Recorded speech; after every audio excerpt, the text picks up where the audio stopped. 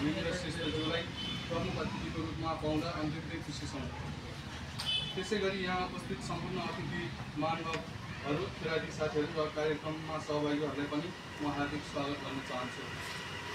यो कार्यक्रम सामान्य लाग्न सक्छ, तर यसको अर्थ गहिरो छ। हामी हाम्रा युवाहरूको साथमा छौँ र उनीहरूलाई सम्मान गर्छौँ। पुनः एकपटक यहाँ उपस्थित सबैमा धन्यवाद ज्ञापन गर्दै कार्यक्रम अगाडि बढाउन चाहन्छु र कार्यक्रम अगाडि बढाउने क्रममा म आसन ग्रहणबाट सुरुवात गर्न चाहन्छु र आजको कार्यक्रमको आसन ग्रहणलाई जोड्दै सहभागीको रूपमा हाम्रो यस संस्थाका अध्यक्ष श्री साउन रमनलाई सभापतिको रूपमा आसन ग्रहण गरिदिनु हुन। त्यसै गरी यस कार्यक्रमको प्रमुख अतिथिको रूपमा आसन ग्रहण गरिदिनु हुन यस टोखा नगरपालिका वडा नम्बर 2 का अध्यक्ष श्री धर्मेन्द्र श्रेष्ठज्यूलाई पनि हार्दिक स्वागत। त्यसै गरी आसन ग्रहण गरिदिनु हुन यस एन्फाका केन्द्रीय सदस्य श्री विशेष अतिथिको रूपमा एन्फाका केन्द्रीय सदस्य त्यसै गरी आसन ग्रहण गरिदिनु हुन यस टोखा नगरपालिकाका कर्मचारी तथा हाम्रा पूर्व गुरु रविन्द्र श्रेष्ठज्यूलाई पनि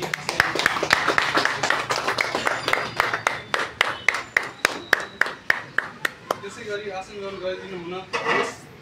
यस नेपाल युवा क्लबका पूर्व अध्यक्ष विजय श्रेष्ठज्यूलाई पनि हार्दिक स्वागत।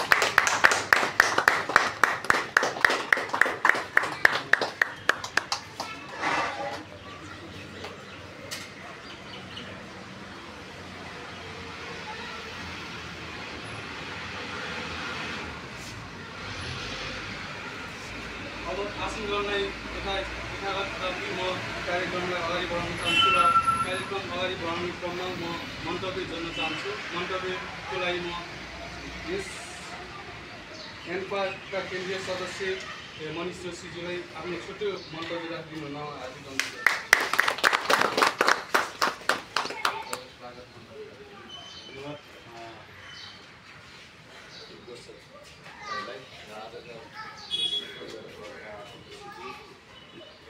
आजका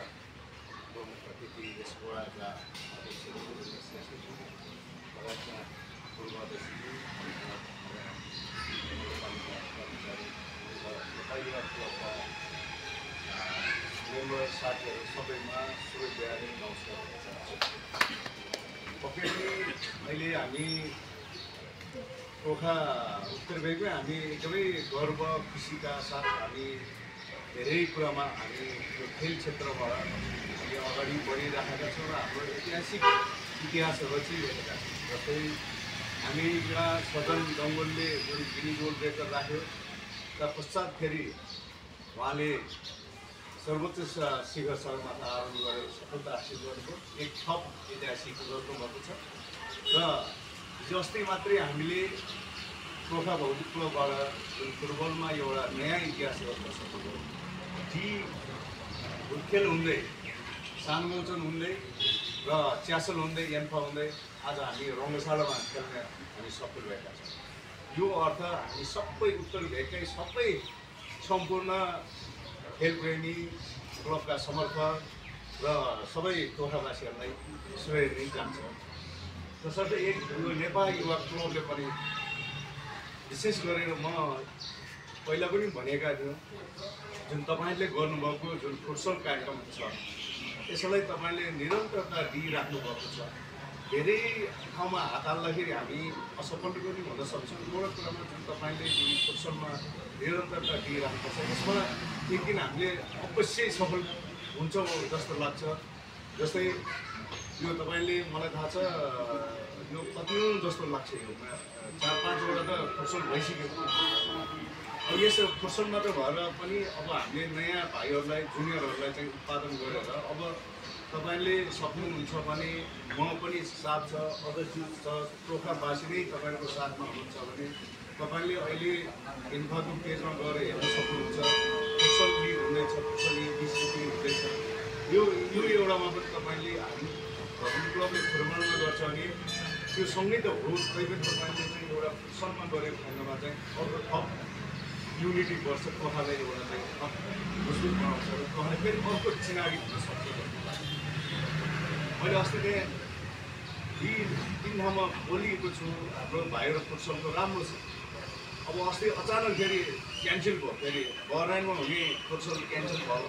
अन्त त्यसमा पनि हाम्रो भाइहरू गर्नु सक्थ्यो, राम्रो खेलाडीहरू भयो। त्यसमा अलिकति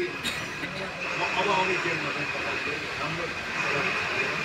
हामी मेरो चाहिँ शुभकामना छ। र एउटा नेपाली युवा क्लबले फेरि अझै यही हुन्छ, अहिले एन्फाबाट फिफाको स्कुल भन्ने एउटा प्रोग्राम छ। त्यो प्रोग्राममा स्कुललाई फिफाबाट आएको फुटबल चाहिँ हामीले प्रदान गर्दैछौँ। त्यस अर्थमा हामी गोर्खा नगरपालिका हाम्रो भेगमा भएको सरकारी स्कुल अब प्राइमेरी स्कुलहरूले चाहिँ आवेदन दिएको खण्डमा हामीले त्यो सहयोग गर्नु सक्छौँ। यसमा पनि नेपाली युवा क्लबले चाहिँ आफ्नो नेतृत्वमा यो एउटा पनि गरिदिनु हुन हार्दिक अनुरोध गर्दछु। साथै तपाईँको जुन अब आउने गेम 10 र 11 गते जस्तो लाग्छ होइन, त्यो गेम सफलतापूर्वक सम्पन्न होस् र मैले सक्ने ठाउँमा हरेक पलमा तपाईँको पछाडि बसेर सहयोग गर्न चाहिँ बाचा गर्दै म शुभकामना दिन चाहन्छु। अन्तमा सबैजना हामी रङसाममा गेम हुँदैछ, सबै उपस्थितलाई पनि हार्दिक अनुरोध गर्छु। धन्यवाद। अब त्यसै गरी मन्तव्य राखिदिनुहुन्न यस गोर्खा नगरपालिका वडा नम्बर 2 का वडा अध्यक्ष श्री धर्मेन्द्र श्रेष्ठजीलाई कार्यक्रम।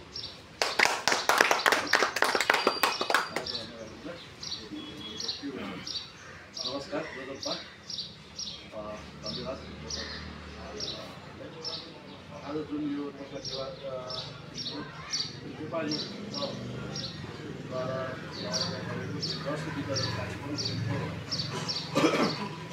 कार्यक्रमका सभाध्यक्ष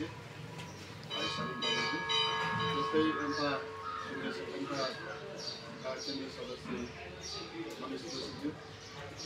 र हाम्रो नगरपालिका कर्मचारी पनि यो क्लबको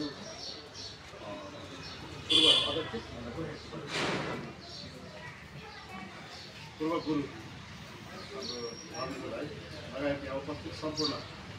भाइहरूमा भाइ सबैमा नमस्कार। हामीले अघि जति पनि मनिष भाइले उहाँ एउटा यन्त्रमा पनि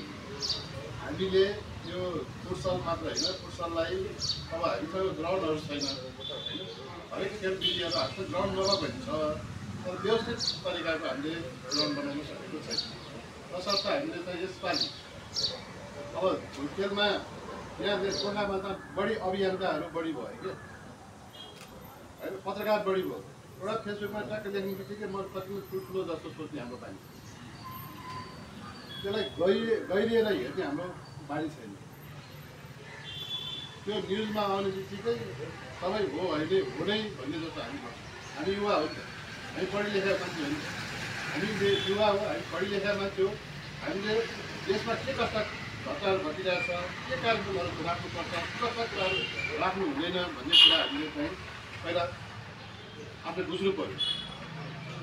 होइन। अहिले चाहिँ यो अब एउटा खेल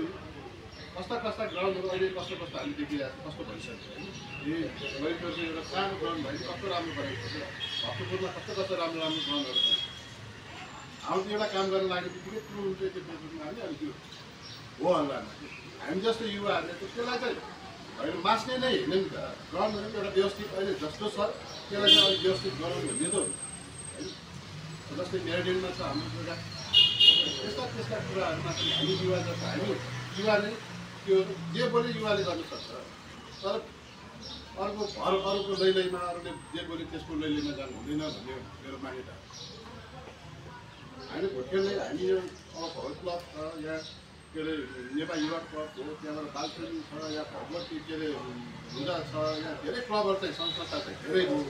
तर चाहिने कुरामा बोल्ने मान्छे भयो, कानुन सम्पदा बिग्रिने सम्पदा त्यो बिग्रिने हो र त्यसलाई कसरी व्यवस्थित गर्ने भन्ने कुरा चाहिँ हो। अहिले भोट खेलमा गयो भने कोखाको मान्छे 4-5 जना हुन्छ, अहिले 100 जना बाहिर हुन्छ। त्यो शरीरमा बाहिरको मान्छेलाई हामीले बनाएको त्यो भन्यो चाहिँदाखेरि हामीले नै त्यो युज गर्न सक्यौँ र भोलि आज अहिले पनि हामीलाई चाहे खण्डमा हामीले त त्यसलाई प्रस्तुत गर्न सक्यो भने किनभने हाम्रो भाइ बच्चाहरू हो हिजो हामी सानो हुँदाखेरि हामीलाई कान समातेर बाहिर के लिएर आउँथ्यो बाहिरबाट भित्र भने अहिले बाहिर बच्चाहरूले एउटा ठाउँ नपाएर हो बाहिर जान डर लाग्छ आमा बाउलाई केही मानिराख्नु पर्ने बाहिर गयो भने बच्चालाई बाइकले हाल्छ गाडी हाल्छ कि भन्ने हो नि त त्यो भएको भएर पनि बच्चाहरू बाहिर जान खेल्ने ठाउँ अब त्यस्तो वातावरण हामीले बनाउन सक्यौँ क्या अनि खेलाडी आज भरतले बाहिरको यस्तो कुरा सुन्यो क्लबले सबै बाहिरको खेलाडी ल्याएर यहाँ खेलायो पैसा त्यत्रो खर्च गर्यो भन्ने कुरा हुन्छ नि होइन तर विश्वमा हेर्ने हो भने त जहाँ पनि अब ठुल्ठुला क्लबहरूले पनि त खेलाडी किन्ने यताबाट उता किनेर नै खेलाउने हो नि त पालन गर्न नसक्नु त हाम्रो कमजोरी हो नि त अब हामी नै नखेल्ने अनि हामीले अब आफ्नो बच्चाहरूलाई प्रोत्साहन त्यसमा नगर्ने हो भनेदेखि अनि को ल्याउनु पऱ्यो खेलाडी किनेरै ल्याउनु पऱ्यो है त्यही भएर हामी जस्तो युवाहरूले अब तपाईँको युवा क्लबले एउटा फुटबल भइरहनु भएको छ फुटबललाई पनि परिवर्तन गर्छ त्यो फुटबल खेल्ने ठाउँमा पनि भयो ठुलो ग्राउन्डमा पनि खेल्नेले हामी वातावरण बनाउन सकिन्छ नि अहिले हामीले एउटा चेरिटेबल एरिया पनि हेरेको छौँ तर हामी सबै लाग्नु पनि एउटा चाहिँ मैले भनेको बजेट हामी मागिरहेको छौँ केन्द्रको पऱ्यो भने परेन भने पनि हामी स्थानीय हामी सरकार चाहिँ हामीले पनि राख्न सक्छौँ त्यसलाई केही डेभलप गरेर राम्रो बनाएर त्यसबाट खेल्ने ठाउँ बनाउन सक्छौँ भने हामीले होटेल अब त्यसलाई चुनाउने धेरै हुन्छन् होइन धेरै दिन हुन्छ त्यसलाई पनि एउटा सानो ग्राउन्डको रूपमा हामीले बनाउन सक्छौँ त्यसको लागि चाहिँ तपाईँहरू एउटा फुटबल ग्राउन्डै जस्तो पनि बनाउन सक्छौँ हामीले होइन त्यही भएर हामी सबै त्यसमा लागौँ पनि यो आज जुन जर्सी वितरण कार्यक्रम छ यो कार्यक्रम तपाईँले गर्नुभएको एकदम खुसी लागेको छ मैले यो पहिला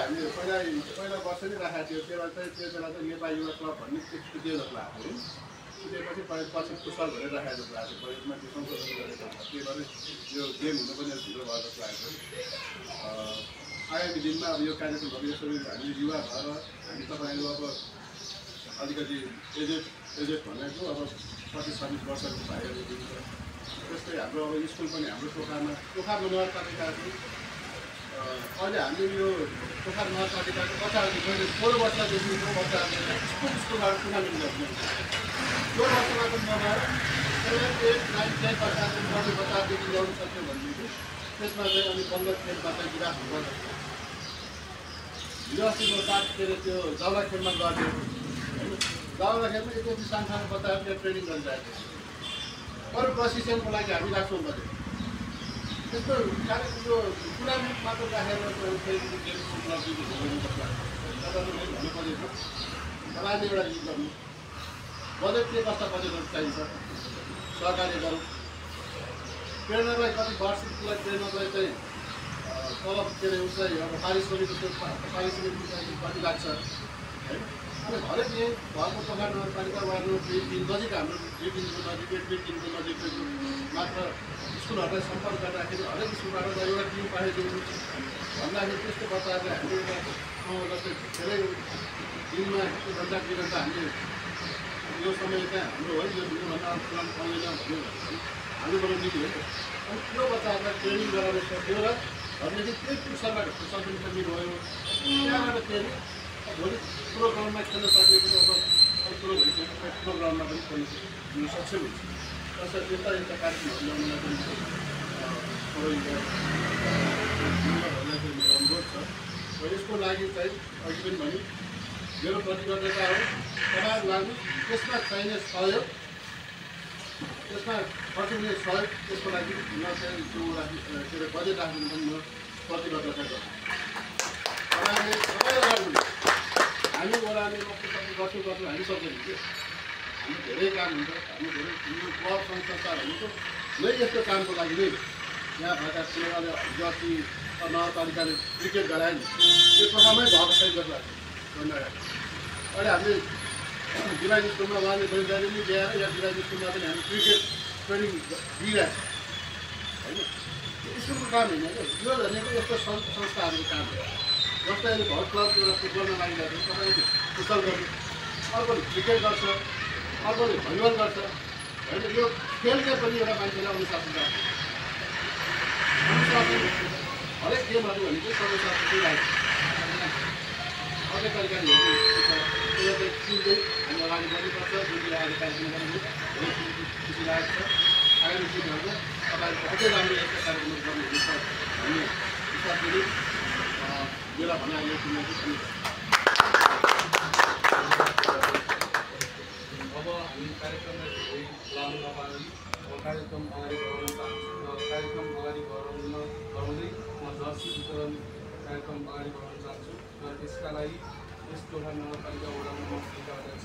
श्री धर्मेन्द्र श्रेष्ठजी र अन्तर्का केन्द्रीय सदस्य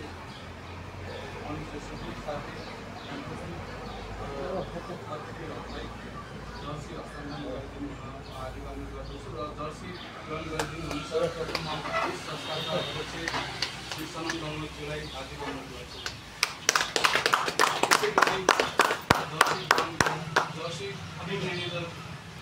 म्यानेजरको जर्सी ग्रहण गरिदिनु हुन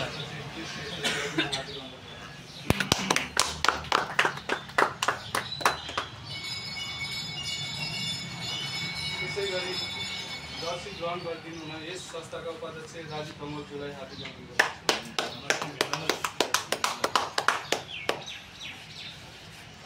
फर्का अमृत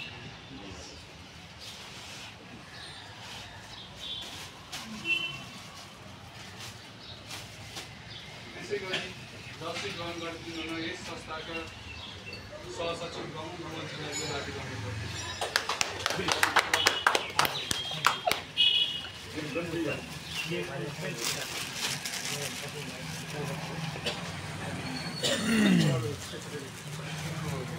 त्यसै गरी जर्सी ग्रहण गरिदिनु हुन यस संस्थाका कार्यकारी सदस्य सागर गङ्गोजीलाई हार्दिक अनुरोध त्यसै गरी जर्सी ग्रहण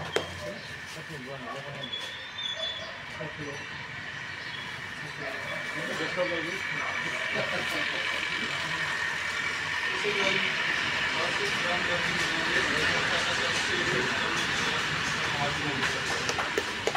हार्दिक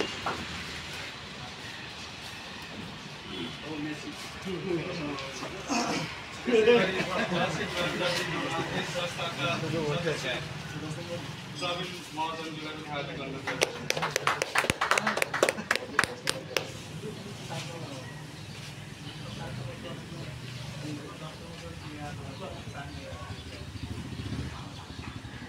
त्यसै गरी जर्सी ग्रहण गरिदिनु हुन अनिल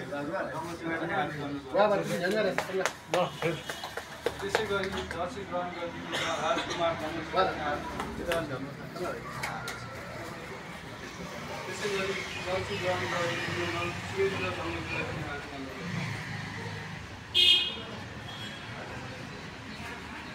त्यसै गरी जर्सी ग्रहण गरिदिनु हुन विजय गङ्गोजीलाई पनि हार्दिक अनुरोध गर्दछु।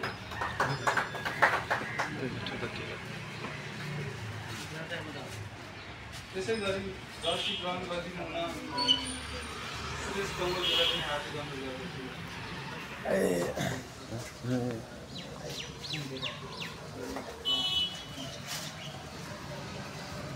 त्यसै गरी जर्सी ग्रहण गरिदिनु हुन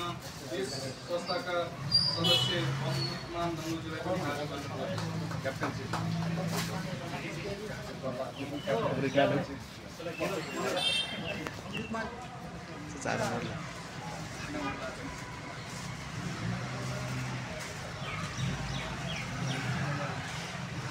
त्यसै गरी जर्सी ग्रहण गरिदिनु हुन यस संस्थाका सदस्य सान गङ्गोजीलाई पनि हार्दिक अनुरोध त्यसै गरी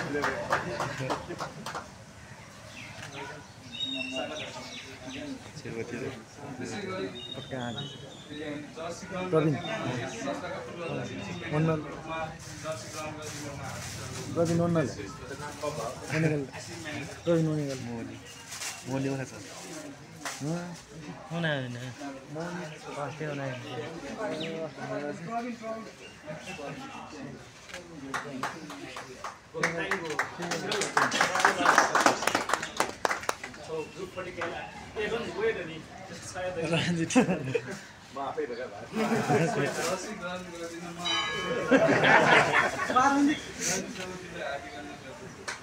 हुन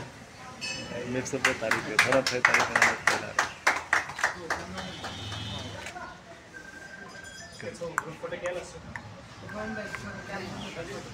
दर्शक ना क्यों नहीं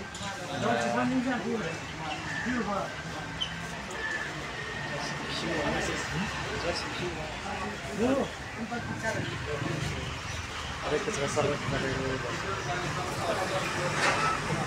अरे क्या सम्पन्न भएकोमा हार्दिक आभार व्यक्त गर्न चाहन्छु। हामीले समय निकालेर यहाँ उपस्थित भए कार्यक्रम सफल पारिदिनु हुने प्रमुख अतिथि सेवादी साथीहरूमा धन्यवाद र कार्यक्रमको समापन भएको छोटो मन्तव्य राखिदिनु हुन म आह्वान गर्न दिइरहेको छु। कार्यक्रम समाप्त हुन